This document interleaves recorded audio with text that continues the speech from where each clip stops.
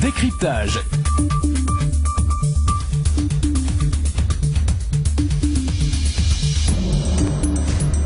Il est 7h16, vous écoutez Martinique Première, c'est l'heure de décryptage qui reçoit ce matin Jeanne Émirante Defoy, directrice de l'Office de l'eau.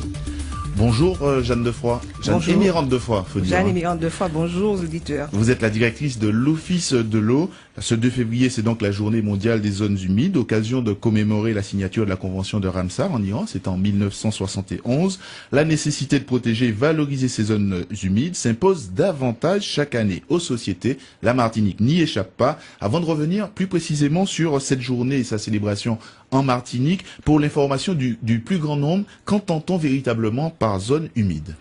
Alors, les zones humides, ce sont en fait des espaces de transition entre la terre et l'eau.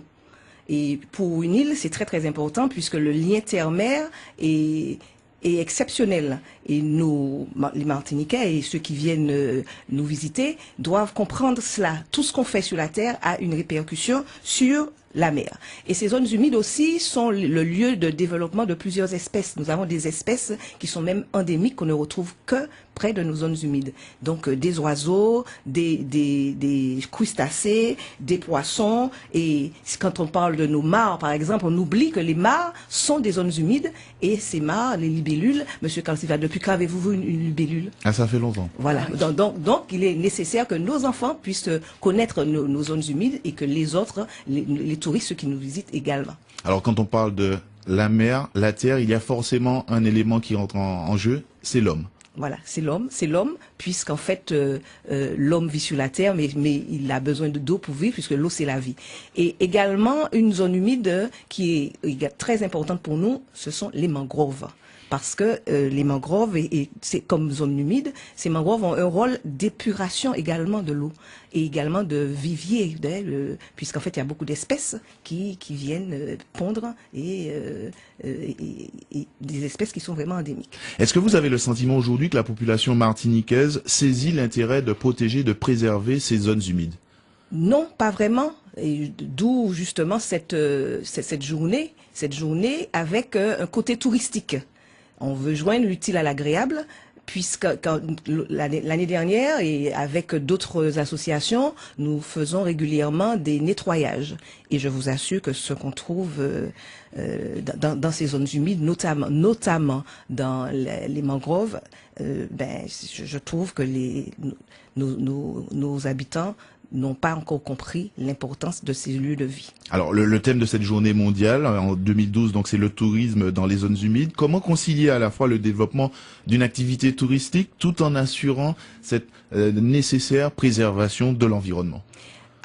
C'est très très important justement de montrer ces zones, de montrer les dégâts, les dégradations, et nous pensons que les uns et les autres vont prendre conscience. Et c'est pour ça que le thème est important. Nous, certes, ce sont des lieux qui sont exceptionnels, donc qu'on aimerait voir. Et n'oublions pas que nous n'avons pas d'énergie fossile et que c'est notre biodiversité en Martinique qui constitue notre produit économique, donc notre produit touristique. Et dans cette biodiversité, elle doit être connue, mais elle doit être préservée. Donc, en faisant du tourisme, en montrant les avantages, en montrant ces lieux de vie, en montrant les dégradations qui sont faites, on prend conscience qu'on doit, on doit certes avoir des activités ludiques, mais dans un esprit de responsabilité et d'éco-responsabilité. Alors les zones humides, on parle des prairies, des marécages, des forêts, des mares, pour ce qui concerne la Martinique, sont étiquetées comme étant des milieux exceptionnels à plus d'un titre. On parle de l'intérêt pour la chasse, l'agriculture, la pêche, pour ne citer que cela. Maintenant que ces politiques de préservation sont mises en place, développement et vulgarisation du propos, comment passer du message qui est transmis à l'adoption d'une posture, vous parlez d'une responsabilité, d'une posture éco-citoyenne? Alors, premièrement, il faut faire connaître. Et le PNRM, qui a donc la responsabilité de la gestion de ces zones humides, a élaboré, avec le concours de la DEAL, donc de l'État, un atlas des zones humides.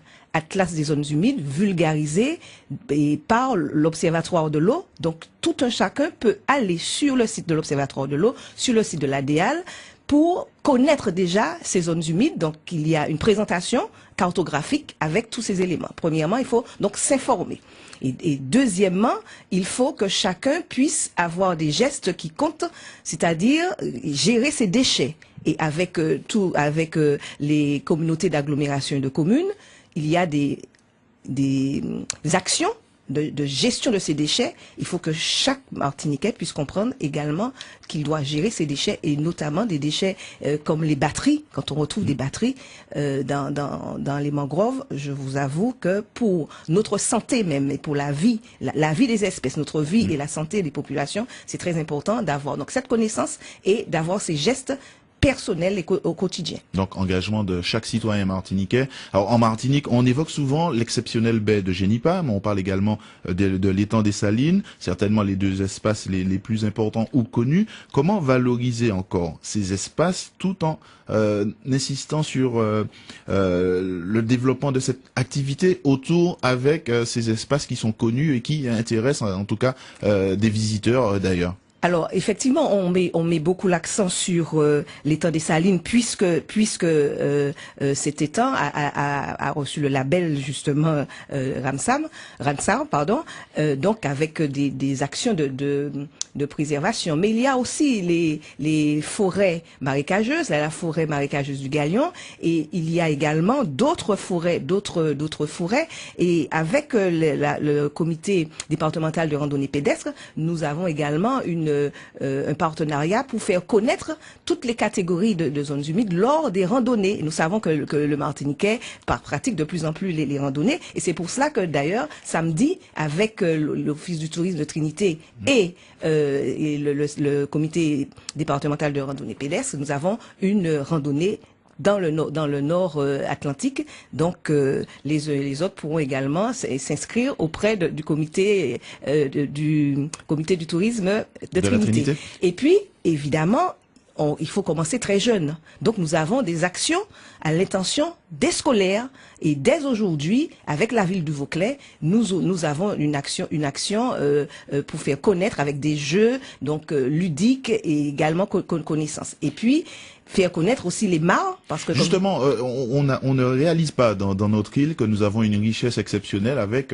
ces centaines de mares qui existent encore et qu'il faudrait encore valoriser. Faire connaître. Alors avec la ville de Schellcher, parce qu'on pense aux communes du nord, du sud, mais également au centre. Donc à Schellcher, nous avons une action toujours à l'intention des scolaires, puisque nous nous sommes rendus compte qu'il faut éduquer le plus tôt que possible pour que les générations à qui nous léguons tout ce patrimoine, que ces générations puissent avoir déjà des actes éco-citoyens dès leur jeune âge. Donc, avec la ville de Schellcher, le comité de tourisme de Schellcher, nous aurons dès la semaine prochaine des actions avec les scolaires pour connaître les mares, avec des jeux, avec une sorte de petit rallye entre les jeunes, puisque nous avons également constaté que c'est en jouant qu'on retient mieux et qu'on acquiert les meilleures connaissances. Donc investir sur la jeunesse. Est-ce qu'on sait combien de mares il y aurait environ en Martinique? Alors justement, il y a un travail actuellement qui est en train d'être fait, parce que très souvent quand on oublie les mares, quand on détermine les zones humides,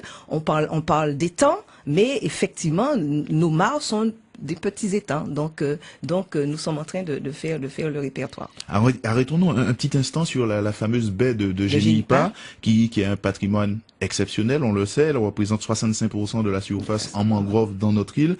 Qu'est-ce qu'on y trouve de si particulier? Eh bien, déjà, il y a toute la partie mangrove, avec les palétuviers, et avec toutes les espèces qui sont liées à la mangrove, et également par rapport à la situation de cette baie de Génipa, il est important pour nous de la préserver, parce que c'est un véritable vivier. Et pourquoi est-ce qu'on la préserve? C'est parce aussi que nous avons besoin dans cette zone de réguler l'eau et la venue de l'eau, et donc cette baie présente plusieurs atouts, d'où le projet qui est presque achevé du PNRM de mettre en place une réserve régionale, une réserve régionale.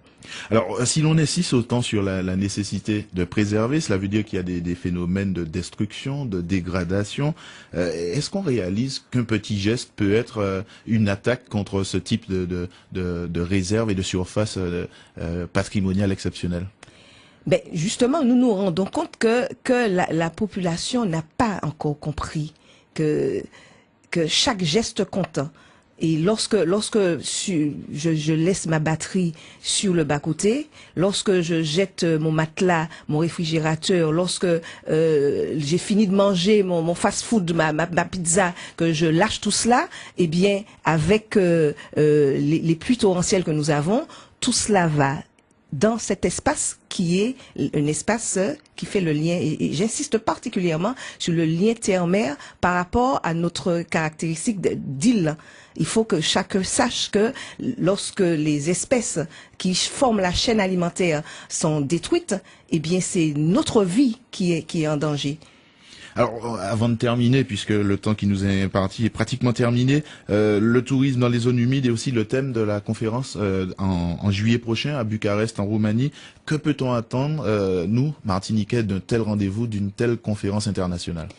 Eh bien que le Martiniquais puisse se rendre compte que le problème, il n'est pas que Martiniquais, il est mondial, et que chaque partie du monde compte.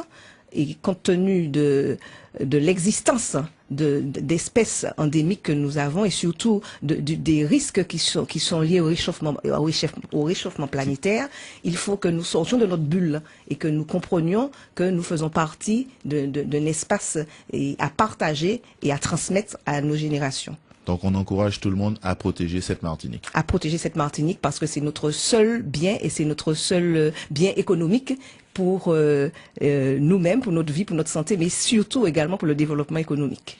Merci beaucoup Jeanne Émérante Defoy. Je rappelle que vous êtes la directrice de l'Office de l'eau. Aujourd'hui, c'est la journée mondiale des zones humides. On encourage chaque Martiniquais à avoir un geste éco-citoyen et être responsable de son pays. Merci. Décryptage.